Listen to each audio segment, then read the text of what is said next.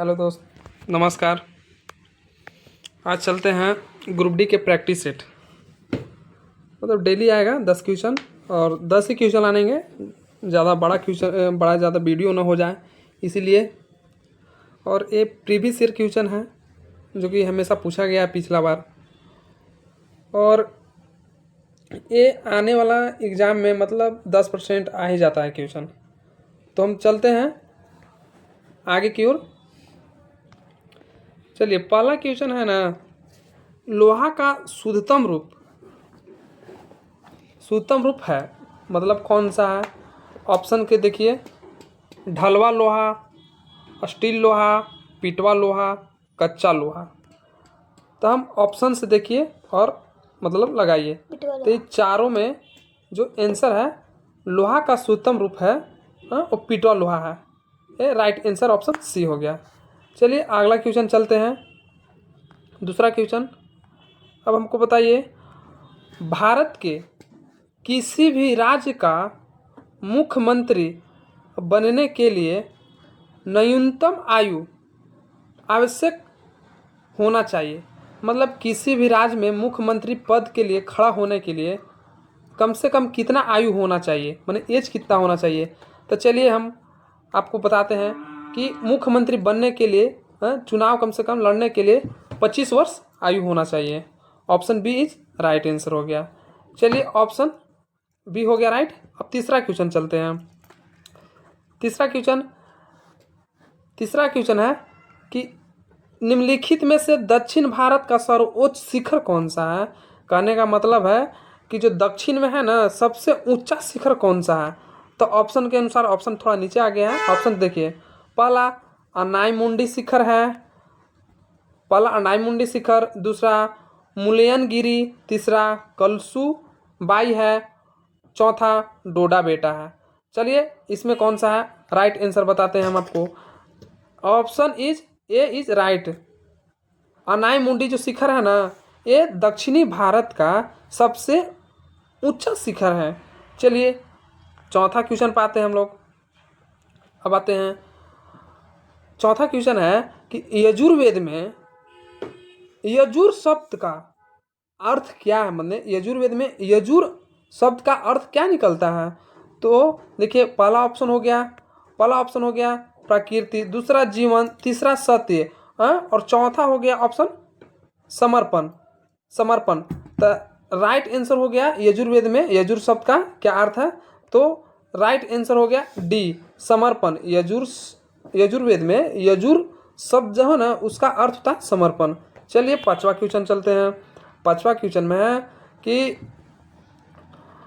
1927 में जो Simon commission का बहिष्कार किया गया था, जो भारत में आया था 1927 में साइमन कमीशन आया था भारत में, तो भारतीयों ने क्यों बहिष्कार किया था, उसके ऊपर आवाज़ क्यों उठाया था?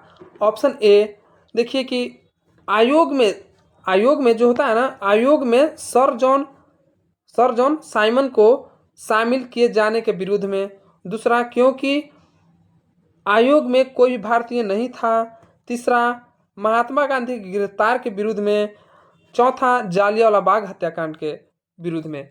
तो इसमें सही आंसर है हमारे प्यारे दोस्तों, इसमें है ना कि कोई भारतीय नहीं था, जैसे कि ऑप्शन इज बी राइट। क्योंकि एक में कोई भारतीय नहीं था, साइमन कमीशन आया था ना, तो कोई भारतीय नहीं था। क्यों अथी किया गया था सब बताते हैं। जैसे अंग्रेज लोगों ने एक नियम लाया था साइमन कमीशन, मैंने कि वो कहा जाता है कि सरकार चलाने का एक अथी था।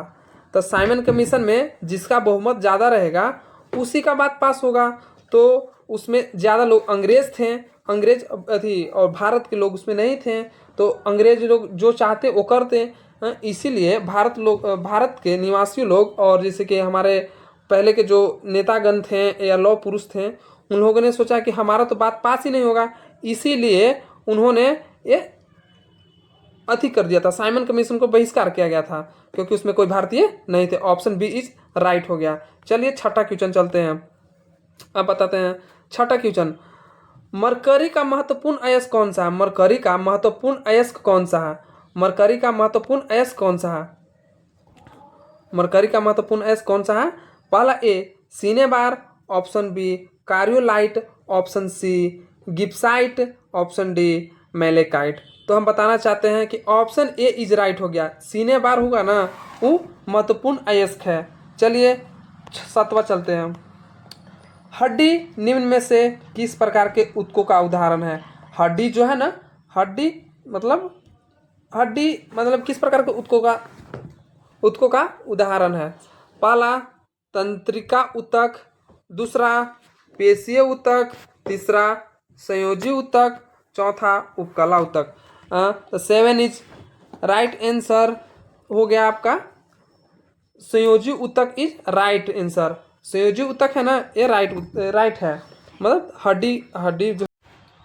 8 क्वेश्चन है। वायुमंडलीय अपवर्तन के कारण क्षितिज के निकट देखे जाने पर किसी तारे की आभासी स्थिति उसके वास्तविक स्थिति से ऊंची होती है या नीची होती है, और आभासी स्थिति बदलती है या अस्थायी रहती है? चलिए बताना है। जिसके कारण परिणाम स्वरूप तारे टिमटिमाते हैं, क्या मतलब वास्तविक स्थिति से ऊंची होती है या नीची होती है? तो इसका right answer option A, B, C कौन सा होगा? Option is C right answer है, क्योंकि आभासी जो है ना बदलती रहती है और वास्तविक ऊंची होती है, इसीलिए option is C right answer है। चलिए नेक्स्ट क्वेश्चन चलते हैं। 9 क्वेश्चन। महात्मा गांधी ने किस वर्ष किसानों के समर्थन में गुजरात के खेड़ा जिले में एक सत्याग्रह का आयोजन किया था? 1918, 1920, 1919, 1916। तो चलिए इसका राइट आंसर हो गया ऑप्शन इज ए, 1918 में इन्होंने गुजरात में मतलब खेड़ा जिले में एक सत्याग्रह किया था। Option is A is right answer. चलिए नेक्स्ट क्वेश्चन चलते हैं। 10 क्वेश्चन। 10वां क्वेश्चन कौन सी है? तो निम्नलिखित में से स्थलीय ग्रह का पहचान करना है। चलिए पहला अरुण हो गया, दूसरा बृहस्पति हो गया, तीसरा वरुण हो गया, चौथा बुध हो गया। तो इसका राइट आंसर हो गया option is D, Budh is right answer. चलिए ऐसे ही वीडियो रोज आती रहेगी, और मतलब लाइक करें, शेयर करें और सब्सक्राइब भी कर देवें। ये जो है ना प्रीवियस ईयर है क्वेश्चन, और मतलब जीके जी सब रहेगा इसमें। ये नहीं कि मतलब खाली साइंस लाने एक लेकिन स्पेशल ग्रुप डी का है, रेलवे का स्पेशल रेलवे ग्रुप डी से क्वेश्चन उठाया जाएगा। ठीक है दोस्त।